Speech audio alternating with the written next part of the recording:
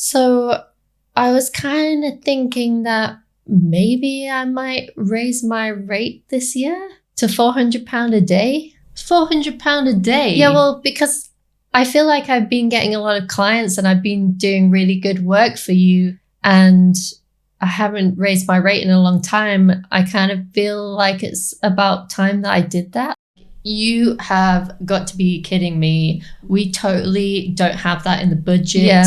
You know, Sonia, she is charging $250 a day. Okay. And you think that I can afford to pay you £400 a day? That is ridiculous. I can't believe you're wasting my time with this request. Okay. Just don't contact us anymore, okay? Just don't reach back out to us because we cannot work like this. We just don't have the budgets and we do not want to work with you. You are not that good. Is that what you think will happen if you raise your prices this year? Well, stay tuned because I'm going to teach you how to raise your prices without losing your clients. And thanks to Peter McKinnon for teaching me how to film myself talking to myself. Does that make sense?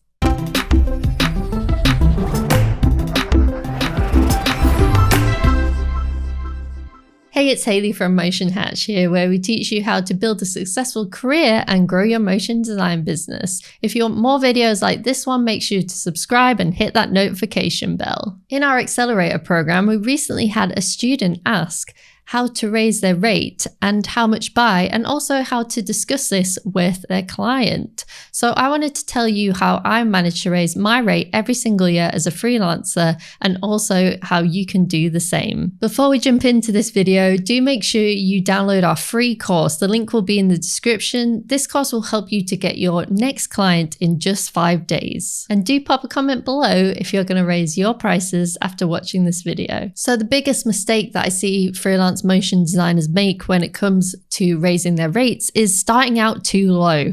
If you start out too low, you'll be working with low budget, low quality clients, which means you'll have to work more and it'll be more difficult for you to get higher paying clients because you won't be able to spend time on personal projects, improving your work, and you won't be able to reach out to those higher paying clients. So you'll be stuck with the low budget clients, and we really don't want that for you. So make sure you don't start out too low. Find out what the average rates are in your area and maybe charge a little bit more than you think you can to start with.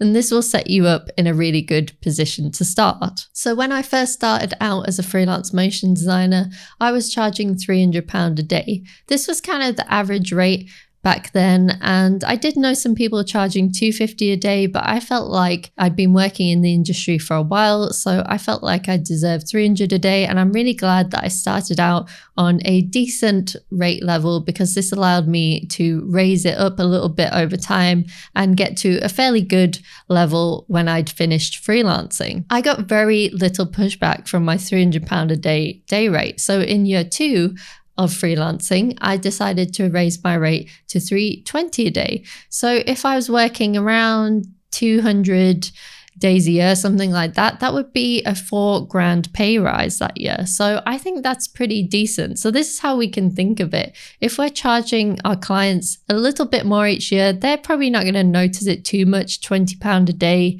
added on isn't that bad, but it means that you can have a little bit extra in your pocket. So I do recommend raising your rate every year between, usually like £20 to £50 a day. You just have to figure out where you're at and what level you're at and what is comfortable for you and your clients. But I'll talk a little bit more at the end on how you can figure out where you're at right now and whether you have any wiggle room to raise your rate this year or not. So in my 3rd year of freelancing, I raised my rate to £350 a day. So you can see I added another £30 on in year 3, and this didn't really get much pushback either. I think it was sort of higher than maybe most people at the time, and some clients I did have to negotiate with a little bit, which is good, and I'll tell you why later.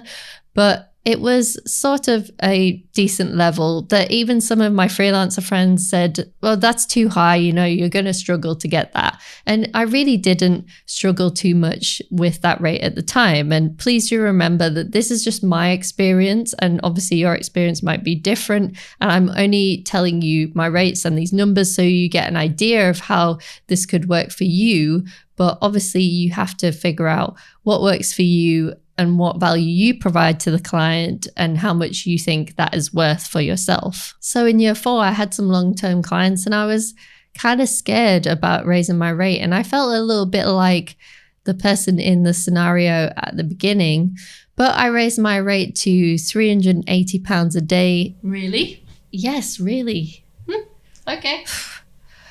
And, I felt like this was warranted because I was leading a lot of teams at the time and I was very busy and I hadn't had much pushback from my clients about my rate. So I felt like it was time to raise it. So I raised it with some clients to 380, and also with some clients, I moved to more of a project fee because I wanted to work more remotely, and this really made more sense. If you want me to talk more about that in another video about how to move more to project fees, do let me know in the comments below this video and I would love to talk more about that. But for this video, I just want to tell you that I moved more to a project fee because it allowed me to work remotely and to work with a couple of clients at the same time and to manage my own schedule, which was really, really great. At the time, obviously, remote work was more unheard of, so it was a big deal to get trust from my clients to move out of London and to work remotely for them. So I was really happy with that. And I really appreciate my clients for that as well. So if you want to know whether you're charging too much or too little, let's get our client back to help us with some examples. So my rate is £320 a day. Oh, awesome. That's great. Can we book you for a whole month? Okay, cool. So in this scenario, the client said yes straight away. If this is happening to you a lot, then you should probably be raising your rate. If you're getting little or no negotiation from the client side, then I do recommend taking a look at your rate. My day rate is £400 a day. Yeah, so we normally pay motion designers around £350 a day. So would you mind doing £380 for us? Yeah, I think I can make it work for this project, but usually it would be £400 a day. Great, thanks. If they're trying to negotiate with you a little bit, it usually means that you're in a pretty good spot. I would always ask for more than you want or need, because then you have some room for this negotiating, which is inevitably going to happen. And if your clients are saying that you're too expensive, maybe you are, or maybe you just need to get better high-paying clients. So if you want to get high-paying clients, then do download our free course to get your next client in just 5 days. The link will be below this video in the description. I'll see you next time for more videos on how to build a successful career and grow your motion design business.